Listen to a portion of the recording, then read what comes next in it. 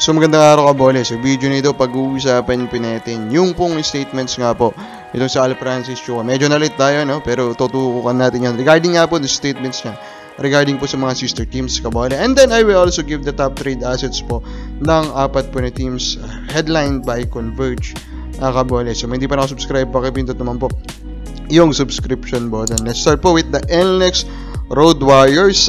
Palagi ko po ang top trade assets po nila is Kevin Alas Kabole. No? So Kevin Alas, nandun pa rin yung name value, pero I mean, the injury history is really bad, Kabola, right now. Diba? It's really bad, Kabola. Napakadami talagang injuries na po niyan big time. Now, what they can do now is to simply maximize po yung kanyang name value or even maximize their farm team, Kabola, siguro. And get something good in return na may papartner po kay Bolic at saka kay Policarpio, Kabola. Miracle Bolts, I will go po with Bong Quinto. Not because Bong Quinto is bad or something, but because Bong Quinto, kasi yung pagpasok po ng isang CJ Cancino, pagbabalik ng Aaron Black.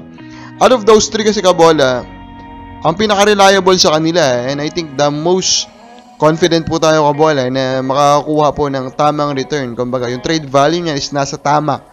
Value is wala na pong iba kundi si Bong Quinto. So, sa akin yan, ang mangyayari dyan, kapag na-trade man si Bong Quinto, getting something that they need more, like halimbawa, big forward Kabola, which switchable Kabola, mga klase po ng player, I think Cancino and even Aaron Black can eat up the minutes po na iiwan niya.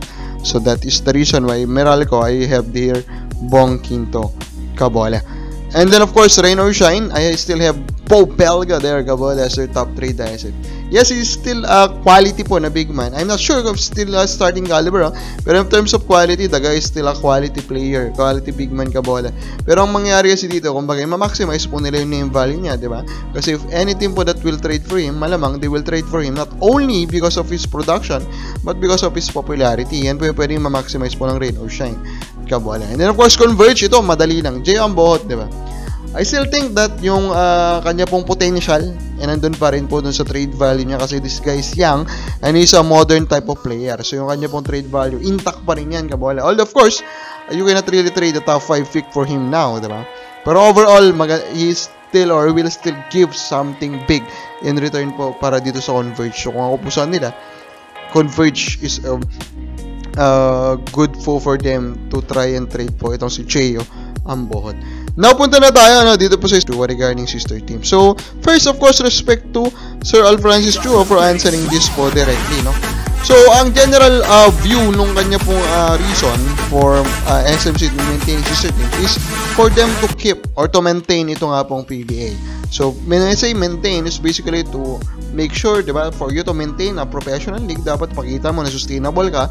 And one way to do that is to keep as many teams as possible. And parang yun yung isang point of view nito si Sir Al Francis Chua. And to be honest, Kabola, yung kanya pong general view, I do not disagree with that. I will not argue with that SMC, for the last decade or more, together with the MVP group, are the ones sustaining the league, Kabola. Diba?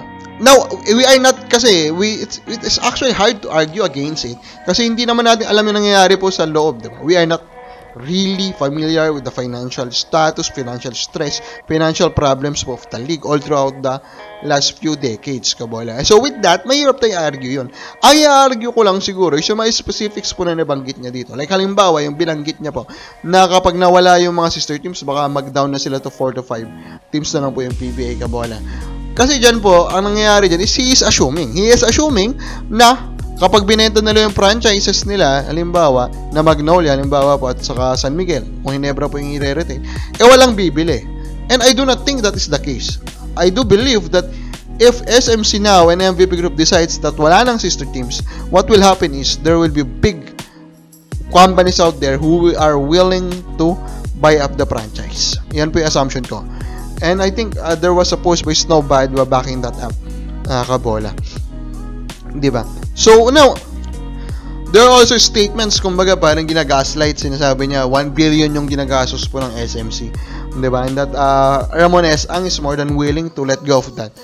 Pero, diba, that's one-sided point of view. Doon ka lang sa expense po nakatutok, diba? They are playing here in the PBA for exposure marketing, diba?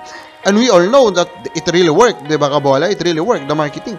So, that means, i-compare muna natin yan sa projected po na net income na naidadala po, additional net income po na paglalaro nila, yung exposure nila sa PBA, di ba?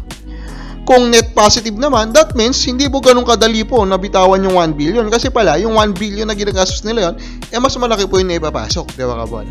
So overall, again, yung general view po ni Sir Al Francisco, wala tayong problema. Pero yung mga specifics, dun po tayo mag-argue. Ikaw ba kabola? Agree ka ba dito sa mga statements po ni Al Francisco? Comment lang po sa baba.